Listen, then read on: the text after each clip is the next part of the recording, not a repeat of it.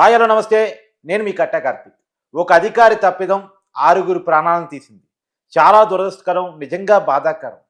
నిజానికి భారత ప్రధాని ఆంధ్రప్రదేశ్లో పర్యటిస్తున్న వేళ 2 లక్షల కోట్ల పెట్టుబడులకి ఓపెనింగ్ జరుగుతున్న వేళ ఆ వార్తను కాదని ఆరుగురి మరణం ఆంధ్రప్రదేశ్ మొత్తాన్ని శోకసంద్రంలోకి నింపేసింది.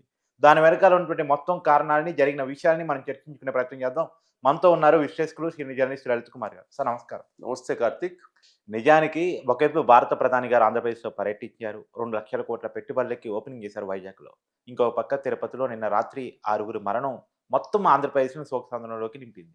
అంటే ఇక్కడ తిరుపతిలో ఈ వైకుంఠ దర్శనానికి సంబంధించిన ఏదైతే టికెట్ల జారీ ఉందో, మనకు ఆ విధంగా క్రౌడ్ వస్తారని వీళ్ళు కూడా ఎక్స్పెక్ట్ చేయలేదు. ఉమ్, అక్కడ ఆ టికెట్ల కౌంటర్ల దగ్గర అధికారులు కూడా ఒక్కసారిగా మనకి సంక్రాంతి ఏదైతే దగ్గర పడుతుందో, అవును అవును ఈ ఈ అప్పటికి సెలవులు వస్తాయి. అవును ఆ సెలవుల కోసం ముందుగా టికెట్లు పొందితే మనము సెలవులు ఉంటాయి కాబట్టి ఫ్యామిలీతో పాటు వచ్చేసి ఆ దర్శనం చేసుకోవచ్చు అనే ఉద్దేశంతో ఎక్కువ మంది ఆ టికెట్లకు పోటీ పడ్డారని చెప్పుకోవచ్చు. కాకపోతే అంత క్రౌడ్ వచ్చేసరికి అక్కడ అధికారులు పోలీసులకు ఉన్నతాధికారులకు చెప్పేదన్నా ఫోర్స్ తెప్పించుకొని కంట్రోల్ చేసుకుని ఉంటే బాగుండేది. ఇంకోటి కూడా అంటే సార్ అది జరిగింది. మేబీ అధికారులు కూడా ఆ టైంలో పర్టికులర్గా జనం వస్తారని అంచనా వేసుకోలేదు. ఎందుకంటే అక్కడ లోపల ఉన్న ఎవరో శ్వాస సరిగా ఆడని ఇద్దరిని బయటికి పంపిద్దామని గేట్ ఓపెన్ చేశారు. టికెట్ కోసం గేట్ ఓపెన్ చేయలేదు. లోపల ఉన్నవారని ఇద్దరిని బయటికి పంపిద్దామని ఆ కంపార్ట్మెంట్ గేట్ ఓపెన్ చేయగానే టికెట్ ఇవ్వడానికి ఓపెన్ చేశారనుకుని ఒక్కసారిగా వీళ్ళంతా ఎగబడ్డారట. అంటే మనకు తిరుమలలో భక్తులు ఎలా ఉంటారంటే, తిరుపతికి కానీ తిరుమలలో కానీ ఒక్కసారి కట్టడిగా ఉన్నవాళ్ళు అక్కడ చోట ఉన్న తర్వాత ఏదైనా డోర్ ఓపెన్ చేసింది అవును, అది మా కోసమే అన్నట్ల ఫీలింగ్ లో దూసుకెళ్ళిపోతారు. అవును, ఇక్కడ కూడా అదే జరిగింది. కాకపోతే ఏంటంటే అక్కడ ఆ అధికారులు అక్కడ ఆ సమయంలో గేటు ఓపెన్ చేయాలన్నా లేదా, అవును ఆ క్రౌడ్ను బట్టి అవును ఆ క్రౌడ్ను కంట్రోల్ చేయలేమనేది కొంచెం విచక్షణతో ఆలోచించింది. సమాచారం ఇచ్చి ఏదో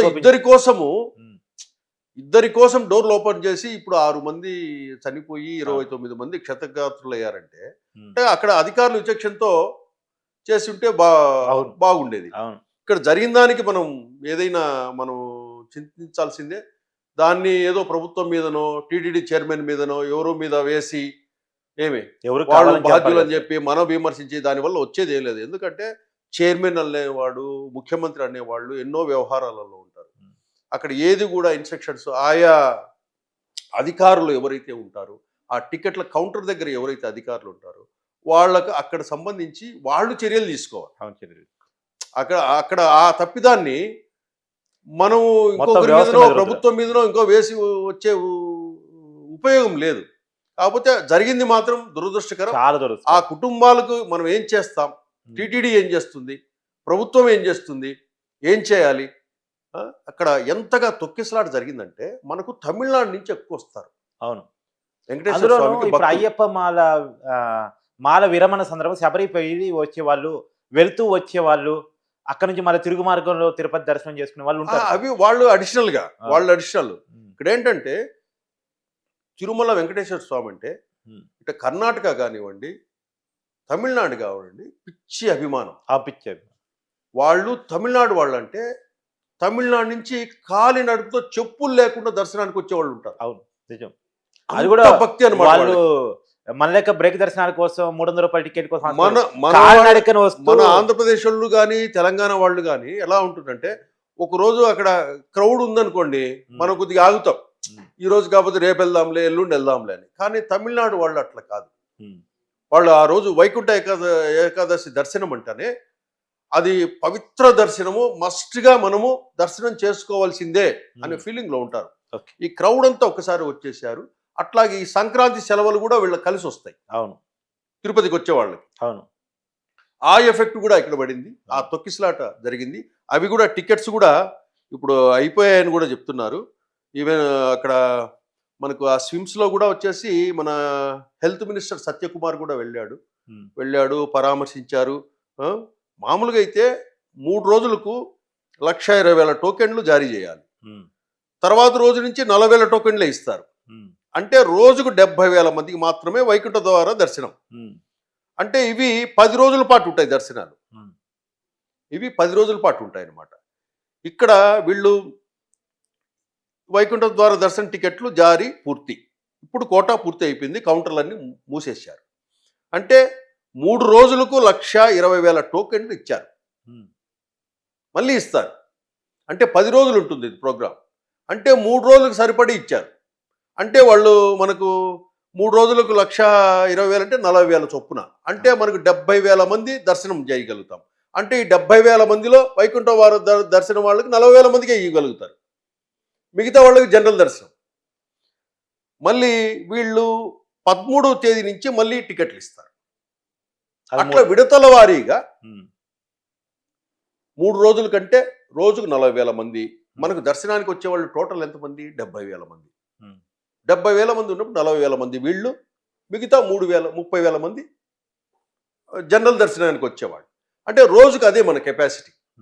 ఆ ప్రకారంగా ఇచ్చారు. ఇప్పుడు కౌంటర్స్ కూడా క్లోజ్ చేశారు. మళ్ళీ 13వ తేదీ మళ్ళీ 1,20,000 టికెట్లు 3 రోజులకోసారి. 3 రోజులకోసారి. అంటే ఇది 10 రోజులు జరుగుతుందన్నమాట. అట్లా చేసేసారు. కానీ ఇప్పుడే ఇన్ఫర్మేషన్ అంటే రేపు ఉదయం తిరుపతికి సీఎం రేవంత్ రెడ్డి, వైకుంఠ ఏకాదశి సందర్భంగా తిరుమలకు రేవంత్ ఫ్యామిలీతో కలిసి వెళ్తున్నారు. అందరూ కూడా ఈ వైకుంఠ ఏకాదశి టైంలో దేవుణ్ణి చూడాలి, దేవుని దర్శించుకోవాలి. అది పవిత్రమైన రోజు కాబట్టి మస్ట్ గా వెంకటేశ్వర స్వామికి ఇష్టమైన రోజు. వైకుంఠం తెరుచుకుంటుంది అనే భావనలో భక్తులు ఉంటారు. ఆ వైకుంఠం తెరుచుకున్న తర్వాత ఆ వెంకటేశ్వర స్వామి దర్శనం కోసమే వీళ్ళు పోటీ పడుతున్నారు.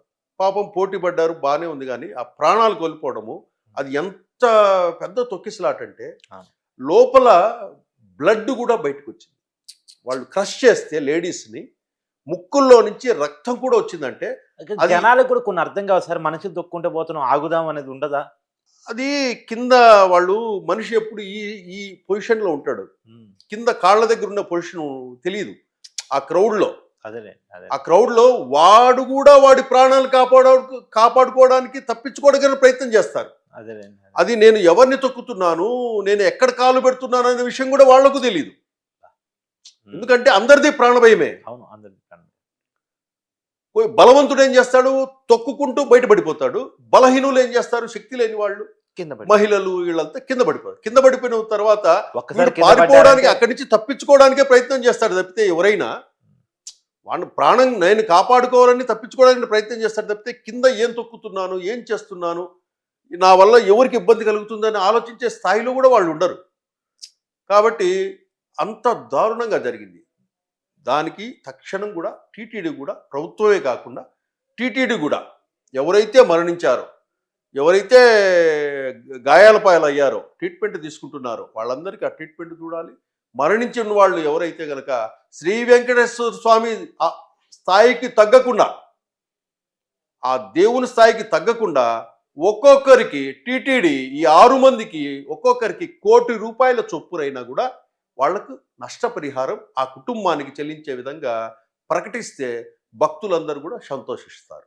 Thank you sir. చూద్దాం ఏ రకంగా వాళ్ళు అనౌన్స్ చేస్తారని చూడ. ఇప్పుడైతే వైద్యం అయితే ప్రభుత్వమే భరిస్తోంది, టీటీడీ భరిస్తోంది. భరించాలి, అది మన ధర్మము. మన ధర్మము. సిమ్స్ లో ఉన్నారు కాబట్టి హెల్త్ మినిస్టర్ సత్యకుమార్ కూడా అక్కడే ఉన్నాడు. వాళ్ళని పరామర్శిస్తున్నారు, వాళ్ళు అన్ని మానిటరింగ్ చేస్తున్నారు. టీటీడీ చైర్మన్ బిఆర్ నాయుడు గారు కూడా నిన్ననే పోయేసి ఇమ్మీడియట్ గా అందరికి ఇన్స్ట్రక్షన్స్ ఇచ్చారు. భానుప్రకాష్ రెడ్డి వెళ్ళాడు, టీటీడీ బోర్డు మెంబరు, అందరికి ఇన్స్ట్రక్షన్స్ ఇచ్చారు. అలాగే మన సిఐటియు కార్యదర్శి కందారపు మురళి కూడా వెళ్ళాడు. ఆయన పాపం భక్తులు అక్కడ ఆయన టీటీడీ దాని తరపున ఫైట్ చేస్తూ ఉంటాడు. ఆయన కూడా వెళ్ళాడు. అక్కడ జరిగిన సంఘటన వివరాలన్నీ కూడా సమాజానికి చెప్పాడు. ఆ ఫోటోస్ వివరాలన్నీ కూడా దాన్ని కూడా ఖండించాడు. ఆయన కూడా ఆవేదన వ్యక్తం చేశాడు, కందారపు మురళి గారు కూడా. అట్లా తిరుపతి అంతా కూడా నిన్నంతా కూడా తిరుపతి అండ్ తెలుగు రాష్ట్రాలు కూడా కొంచెం ఒక బాధాకరమైన మూడ్లోకి వెళ్ళిపోయాయి. అసలు తిరుపతిలో ఇప్పటి వరకు అలాంటి సంఘటనలు జరగలేదు. ఒక తిరుపతి సార్, మొత్తం ఆంధ్రప్రదేశ్ మొత్తం జరగలేదు. తిరుపతి వరకు ఈ వెంకటేశ్వర స్వామి తట్టు ఏదైనా తోపులాటలు జరిగాయి, లాఠీ చార్జీలు జరిగాయి అనేది మనం విన్నాం. కానీ మరణాలు ఇట్లా జరిగాయి, 6 మంది చనిపోయిన సంఘటన ఇంతవరకు తిరుపతి తిరుమలలో ఎక్కడా జరగలేదు. అది మన తిరుపతికి తిరుమలకు ఒక మాయన మచ్చలాగా ఈ సంఘటన మిగిలిపోతుంది. ఇలాంటి సంఘటనలు పునరావృతం కాకుండా టీటీడీ కానీ గవర్నమెంట్ కానీ పోలీసులు కానీ మంచి గట్టి చర్యలు Hmm. తీసుకుంటే కనుక ఇటువంటి పునరావృతం కాకుండా ఉంటాయి. Thank you sir. Thank you.